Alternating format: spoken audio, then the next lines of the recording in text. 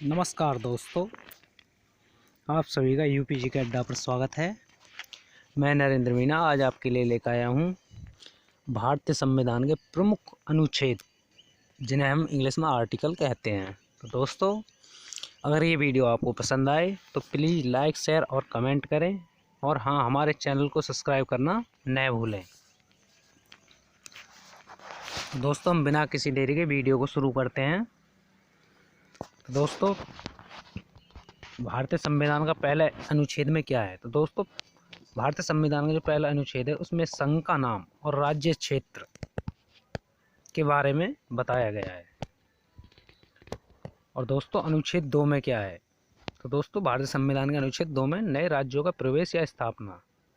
अगर हमारे देश में नए राज्य बनेंगे और उनकी स्थापना से संबंधित जो प्रावधान है वो भारतीय संविधान के अनुच्छेद 2 में है। नेक्स्ट अनुच्छेद में दोस्तों क्या है? अनुच्छेद 3 में राज्य का निर्माण तथा सीमाओं या नामों में परिवर्तन। तो दोस्तों, नए राज्य का जो निर्माण होगा उसकी सीमा कम या ज़्यादा होगी, और नाम में जो परिवर्तन होगा वो संविधान के आर्टिकल 3 के द्वारा किया जाता है। तो दोस्तों, नेक्स्ट आर्टिकल की ओर चलते हैं। अनुच्छेद 4 अनुच्छेद 4 में क्या है दोस्तों? पहली अनुसूचित व चौथी अनुसूची के संशोधन तथा 2 और 3 के अधीन बनाई गई विधियाँ। तो दोस्तों, इसमें जो चौथी और पहली अनुसूची हैं उनमें जो संशोधन किए गए हैं और उनके द्वारा जो विधि बनाई गई हैं उनके बारे में ये अनुच्छेद बताता है। और दोस्तों, अनुच्छेद 5 में क्या है? तो संविधान के प्रारंभ में नागरिकता से संबंधित जो प्रावधान है दोस्तों, जिसमें नागरिकता के विषय में बताया गया है, तो दोस्तों अनुच्छेद 5 में है। और दोस्तों, अनुच्छेद 6 में क्या है? भारत आने वाले व्यक्तियों को नागरिकता। अगर हमारे देश में बाहर से जो व्यक्ति आएंगे उनको जो नागरिकता प्रदान की जाती है उसके बारे में प्रावधान है। नेक्स्ट क्वेश्चन, नेक्स्ट अनुच्छेद दोस्तों, अनुच्छेद 7। अनुच्छेद 7 में पाकिस्तान जाने वाले जो लोग थे उनको नागरिकता से संबंधित प्रावधान है। और दोस्तों, अनुच्छेद 8 में भारत के बाहर रहने वाले व्यक्तियों की नागरिकता से संबंधित प्रावधान है, जैसे कि एनआरआई। जैसे कुछ लोग भारत के बाहर जाकर नौकरी पेशा करते हैं और वो वहीं पे जाकर रहने लगते हैं तो एनआरआई हो जाते हैं।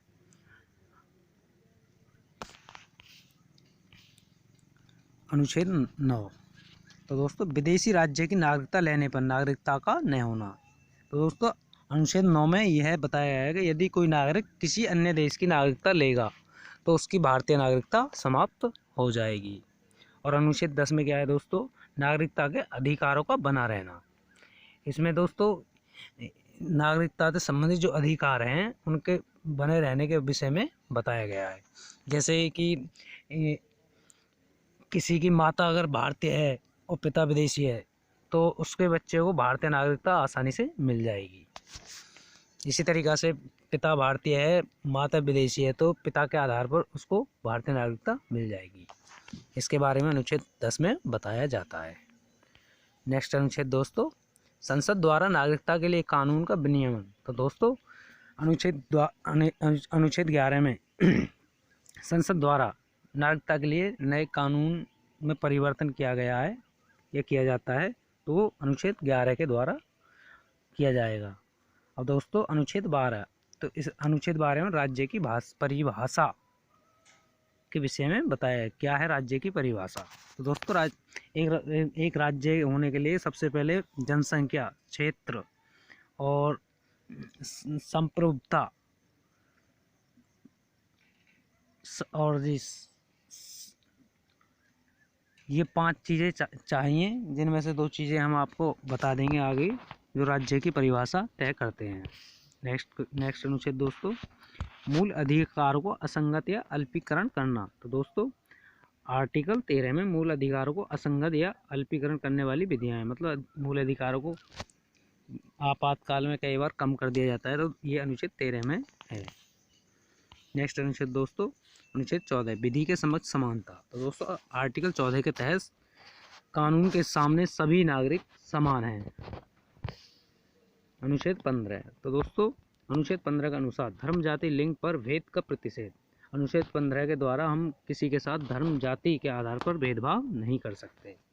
दोस्तों अनुच्छेद 16 लोक नियोजन में अफसर की समानता। तो दोस्तों अनुच्छेद 16 के अनुसार जो मतलब सार्वजनिक जो जगह हैं और जो सार्वजनिक स्थल हैं वहाँ पे हम किसी अफसर और जैसे सरकारी नौकरियाँ बहुत सारे क्षेत्र हैं जिनमें हम लोक नियोजन जिनसे मतलब समाज की अच्छाई के लिए सहयोग किया जाता है, तो वहाँ पर हम किसी के अफसर के लिए असमानता नहीं कर सकते।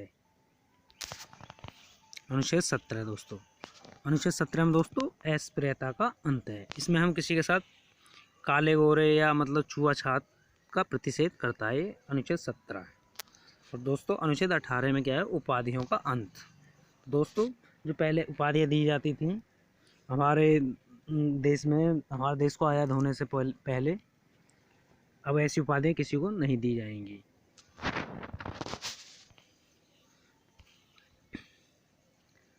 अनुच्छेद 19 में दोस्तों वाक की स्वतंत्रता, यानी कि दोस्तों बोलने की स्वतंत्रता जो हमें मिलती है वो अनुच्छेद 19 के अनुसार मिलती है। लेकिन हम कोई भी ऐसा शब्द या कोई भी ऐसी भाषा नहीं बोल सकते जो हमारे देश की संप्रभुता के खतरे में डाले। तो दोस्तों आर्टिकल 19 में हमें बोलने की स्वतंत्रता दी जाती है, लेकिन हमें ऐसा कुछ नहीं बोलना चाहिए जो हमारे देश के खिलाफ हो, हमारे संविधान के खिलाफ हो। और दोस्तों आर्टिकल 20 में अपराधों के दोष सिद्ध के संबंध में संरक्षण। आर्टिकल 20 में दोस्तों जब किसी व्यक्ति को अपराध के संबंध में दोषी सिद्ध कर दिया जाता है तो उसके भी कुछ अधिकार होते हैं, तो उसके संबंध में संरक्षण का अधिकार होता है। इसमें आर्टिकल 20 में ये बताया गया है।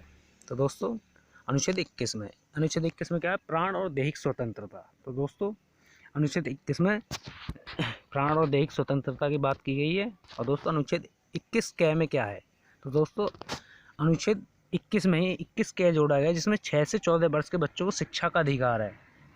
दोस्तों इसमें शिक्षा का अधिकार को अनिवार्य कर दिया गया कि कोई भी भारतीय नागरिक अपने बच्चों को जो 6 से 14 वर्ष के बीच के हैं उनको निःशुल्क शिक्षा अवश्य दिलाएगा। नेक्स्ट अनुच्छेद दोस्तों अनुच्छेद 22 कुछ दशाओं में गिरफ्तारी से संरक्षण। तो दोस्तों इसमें कुछ दशाओं में किसी व्यक्ति को गिरफ्तारी से संरक्षण प्राप्त होने के अधिकार दिए गए हैं। अनुच्छेद 23 दोस्तों अनुच्छेद 23 में मानव के दुर्व्यवहार और बाल श्रम का प्रतिषेध किया गया है। हम किसी भी व्यक्ति के साथ दुर्व्यवहार नहीं कर सकते और न ही हम बाल श्रम, बच्चों से मतलब श्रम नहीं करा सकते। दोस्तों ये अनुच्छेद 23 में बताया गया है।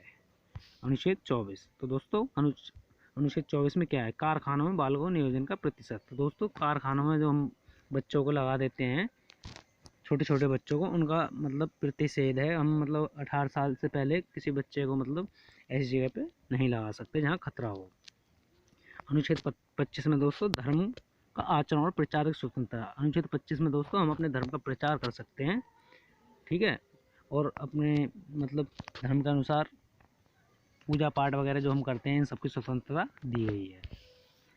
दोस्तों अनुच्छेद 26 में धार्मिक कार्यों की प्रबंध की स्वतंत्रता दी गई है। ये भी दोस्तों अनुच्छेद 25 और 26 आपस में कनेक्टेड है, मतलब इसमें धर्म से संबंधित प्रावधान किए गए हैं। और अनुच्छेद 29 में दोस्तों क्या है, अनुच्छेद 29 में अल्पसंख्यक वर्गों के हितों का संरक्षण है, जिसमें दोस्तों ये मुस्लिम कम्युनिटी और बहुत सारे ईसाई, बौद्ध ये सब आ जाते हैं, अल्पसंख्यकों में आ जाते हैं। इनके जो अधिकार हैं उनके संरक्षण का प्रावधान किया गया है। अनुच्छेद 30 में दोस्तों शिक्षा संस्थानों की स्थापना और प्रशासन करने का अल्पसंख्यक वर्गों का अधिकार। तो आर्टिकल 30 में दोस्तों क्या बताया गया है कि ये जो अल्पसंख्यक वर्ग है ये शिक्षा संस्थाओं की स्थापना कर सकता है और उनका प्रशासन स्वयं कर सकता है। ये अधिकार अनुच्छेद 30 में इनको दिया गया है। और अनुच्छेद 32 में क्या है दोस्तों, अनुच्छेद 32 में अधिकार को प्रवर्तित कराने के लिए उपचार है। दोस्तों इसमें क्या है, अनुच्छेद 32 में जैसे 368 में हम 368 के तहत संविधान में मतलब परिवर्तन कर सकते हैं कुछ अनुच्छेदों में, इसी तरीक़ा से ये दोनों अनुच्छेद 32 अधिकारों को प्रवर्तित कराने के एक उपचार के रूप में इसमें बताया गया है। दोस्तों अनुच्छेद 36 में, अनुच्छेद 36 में क्या है, परिभाषा दी गई है ग्राम पंचायतों के बारे में। ठीक है, अनुच्छेद 40 में ग्राम पंचायतों का गठन कैसे होगा इसके विषय में बताया गया है। नेक्स्ट अनुच्छेद दोस्तों अनुच्छेद 48 कृषि और पशुपालन संगठन के विषय में बताया गया है। इसमें अनुच्छेद 48 क में क्या है दोस्तों, पर्यावरण वन तथा वन्य जीवों की रक्षा। दोस्तों आर्टिकल 48 के तहत हम वन और पर्यावरण को हम नुकसान नहीं पहुंचा सकते तथा वन्य जीवों को हम कोई हमला वगैरह नहीं कर सकते, उनका संरक्षण करना हमारा कर्तव्य है एक तरीक़ा से। अब दोस्तों आर्टिकल 49 में क्या दिया गया है, तो दोस्तों आर्टिकल 49 में राष्ट्रीय स्मारक संस्थानों और वस्तुओं का संरक्षण। तो दोस्तों जो सार्वजनिक स्थल है उनका हमें संरक्षण करना है, वहाँ हमें कोई मतलब ऐसा कार्य नहीं करना जिससे कि उस स्थल को तोड़ा फोड़ा या मतलब हानि पहुंचाई जा सके। तो ये जो बातें कही गई हैं आर्टिकल 49 में कही गई हैं। और दोस्तों आर्टिकल 50 में क्या है, तो दोस्तों आर्टिकल 50 में कार्यपालिका से न्यायपालिका का पृथक्करण। तो इसमें आर्टिकल 50 में दोस्तों कार्यपालिका और न्यायपालिका के विषय में बताया गया है। दोस्तों आपकी वीडियो कैसी लगी, आगे कुछ आर्टिकल हम अगली नेक्स्ट वीडियो में कराएंगे। तो दोस्तों हमारे साथ यूँ ही बने रहिए और हाँ, हमारे चैनल को सब्सक्राइब करना न भूलें और बेल आइकन को ज़रूर दबाएं जिससे आने वाली वीडियो की नोटिफिकेशन आपको मिल सके। अब दोस्तों बचे हुए कुछ जो अनुच्छेद हैं उन्हें हम नेक्स्ट वीडियो में कराएंगे। तो दोस्तों आपका बहुत धन्यवाद वीडियो देखने के लिए। Thank you for watching.